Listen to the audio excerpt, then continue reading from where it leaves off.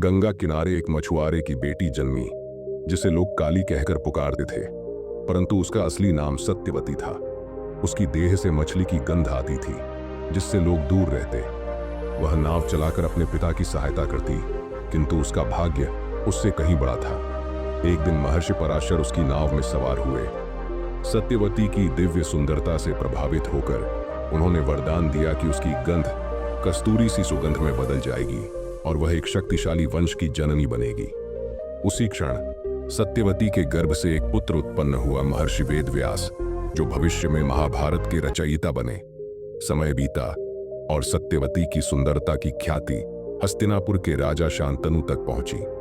वे उस पर मोहित हो गए, परंतु सत्यवती के पिता ने शर्त रखी कि उसका पुत्र ही राजा बनेगा। शांतनु धर्म संकट में पड़ गए, लेकिन उनके पुत्र भीष्म ने अपने सुखों का त्याग कर आजन्म ब्रह्मचर्य का व्रत लिया।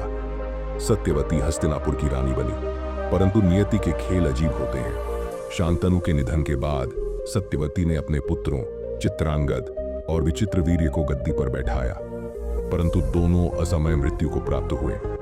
तब सत्यवती ने अपने पहले पुत्र व्यास को बुलाकर अपनी विधवा बहुओं के माध्यम से वंश को आगे बढ़ाने का आदेश दिया। इससे धृतराष्ट्र, पांडु और विदुर जन्मे, जिनसे आगे चलकर महाभारत की कथा बुनी गई। समय के साथ सत्यवती ने महसूस किया कि सत्ता और वंश की राजनीति रक्त और अश्रु से सनी होती है।